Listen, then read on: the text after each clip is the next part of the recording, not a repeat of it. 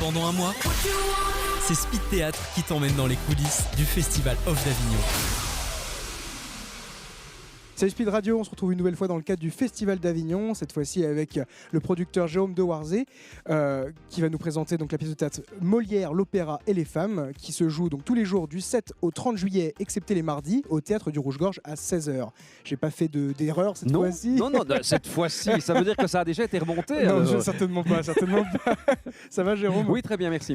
Alors, on rentre petit à petit dans ce festival, déjà troisième jour, est-ce que tout commence bien?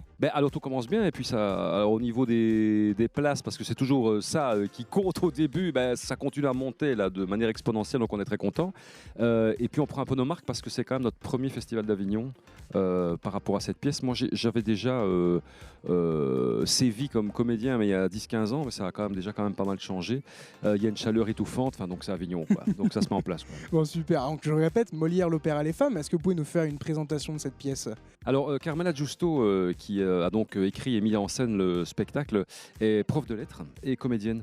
Et elle a toujours été donc subjuguée par les carnets d'opéra italiens au XVIe et XVIIe siècle. Et Molière a une grande influence sur ces carnets d'opéra, ce que personne ne sait d'ailleurs. Et donc elle en profite pour le fil conducteur de son spectacle, raconter en fait cette fusion entre Molière et l'opéra par le prisme de la condition féminine. En fait, donc on parle beaucoup des femmes dans le spectacle, donc ça donne évidemment beaucoup de traits à beaucoup de saillies humoristiques évidemment, puisque la condition féminine a quand même beaucoup évolué au cours des siècles, et c'est ponctué par les arias d'une soprano internationale qui s'appelle Rita Matosalves pour le côté opéra, en fait, qui est formidable et qui a adhéré au projet parce qu'elle est très contente de pouvoir jouer aussi un petit peu avec Carmela Giusto dans des séries un peu sketchées comme ça, et pas seulement, entre guillemets, bon, elle a une voix magnifique, mais pas seulement évidemment chanter le Leporello ou la Casta Diva, quoi. Voilà, donc c'est un spectacle qui entremêle une histoire, l'histoire de la condition féminine sur 400 ans, des arias d'opéra, et tout ça mené de main de maître par Carmela Giusto qui la joue presque en one-woman show humoristique, quoi. Voilà. Alors Carmela Giusto qui a en effet accompagné donc deux musiciens, oui. Mais alors ça reste un one-woman show. Alors on dit un one-woman show, évidemment, il y a un pianiste évidemment pour l'ambiance du spectacle qui est Renaud Krolls, qui a participé au concours Anne-Elisabeth en Belgique, et alors donc on a une soprano, elles sont en alternance avec Aveline Monnoyer qui nous rejoindra la semaine prochaine. Donc l'histoire est racontée complètement par Carmela Giusto, et donc l'ambianceur est le pianiste, et la soprano vient ponctuer certaines séquences de la performance de Carmela. Alors on a bien l'opéra, l'influence de Molière dans l'opéra, on en parle aussi des femmes. Oui, bien sûr. Alors comment on peut parler des femmes à travers Molière, justement? Disons que justement Molière, lui, a beaucoup parlé des femmes finalement dans ses pièces. L'opéra, c'était toujours un homme et une femme, forcément, c'était comme ça la plupart du temps. Et un jour, l'opéra s'est trouvé un petit peu engoncé dans un statut un peu hybride, où on ne savait plus très bien ce qu'on devait faire, mais personne ne voulait toucher à l'humour. Et donc, grâce à Molière est venu apporter cette touche d'humour dans l'opéra italien. Il y a eu cette espèce de fusion, et ce qui a permis de donner plus de rôle aux femmes, en fait. Plus de rôle aux femmes. Et on parle aussi, par exemple, en Italie, au XVIIIe siècle, le mariage à trois était admis et toléré même par l'Église. Donc c'était quand même formidable. Donc il y avait un mari et une femme qui avait avec elle un sigisbé, comme on appelle ça, quelqu'un qui s'occupe d'elle, la sort, lui fait l'amour tranquillement, pendant que le mari pouvait calmement aller aux putes. Donc c'était un système extraordinaire, en fait. Donc, et Carmela le dit dans le spectacle, et maintenant en 2022, il y a plus, où est le progrès? Il n'y a plus ça. On ne s'occupe plus de sa femme comme ça. Donc ce sont toutes des anecdotes comme ça qui ponctuent un petit peu les arias d'opéra. Donc c'est très joyeux, dans une ambiance assez festive, et on rit beaucoup. Joyeux, du comique. Alors l'opéra et les femmes, c'est des sujets très actuels et très sérieux. Comment en termes de mise en scène, on aborde des sujets sérieux avec du comique? Oui, alors des sujets sérieux. Maintenant, c'est le quadricentenaire de la naissance de Molière qui, pour moi, est un auteur comique. Alors c'est vrai qu'il a fait des pièces avec un fond sérieux, mais il a toujours su décanter ça de manière la plus comique possible, en s'attaquant aux puissants, aux bourgeois. Donc nous, on essaye un petit peu de faire les choses. Ça n'est pas une pièce où on déclame du Molière, hein. Donc on parle de Molière.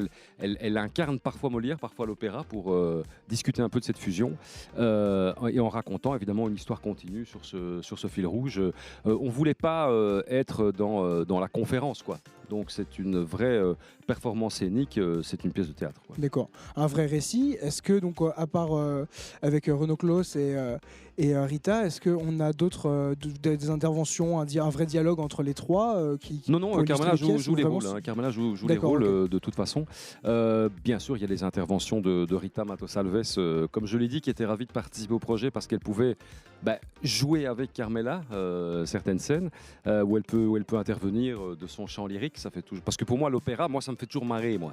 Même quand c'est un opéra un petit peu rude, austère, etc. Moi, quand je vois ces gens qui arrivent avec ces grosses bedaines qui hurlent comme ça dans la rue, moi j'ai toujours trouvé ça très drôle. Et je trouve que l'opéra, c'est ça. D'ailleurs, l'opéra italien, même la Commedia dell'arte, c'est toujours drôle, même si ça se veut un petit peu plus interrogatif au début, quoi.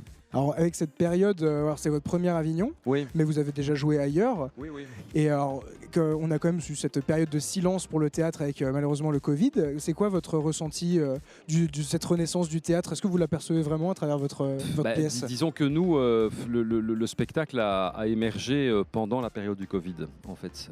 Donc, et je ne dis pas grâce à la période du Covid parce que c'est toujours un peu ambigu de dire ça, mais ça nous aura permis de travailler plus longtemps. Le spectacle, il n'aurait pas été prêt finalement, je crois, en 2020. Donc quelque part, pour nous, évidemment, ça tombait un petit peu bien. D'ailleurs, moi, je fais du one-man show en Belgique et ma dernière date de spectacle avait été programmée en octobre 2019.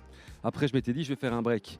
J'avais pas demandé qu'on nous foute une pandémie dans la gueule pour mon break. On sait à cause de qui. Mais voilà, c'est ça. Mais bravo de Warzé, bravo. Alors là, que tu joues pas mais que t'empêches les autres de jouer, franchement, c'était pas. Donc on a eu un peu de chance, nous, finalement. Et comme je suis en radio et en télé aussi en Belgique, j'ai pas trop ressenti ça puisque j'étais pas sur scène. Mais c'est vrai qu'on sent les gens un peu sevrés de tout ça. Et il y a beaucoup de monde là cette année par rapport à l'année dernière déjà où il y avait la moitié de spectacle en fait. Super. Est-ce que si vous deviez donner 3 mots ou une phrase pour donner envie à nos auditeurs d'aller voir cette pièce?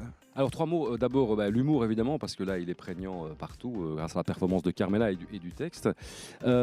Ensuite culture, on va dire le mot parce qu'on apprend quand même beaucoup de choses qu'on ne savait pas sur tout ça. Et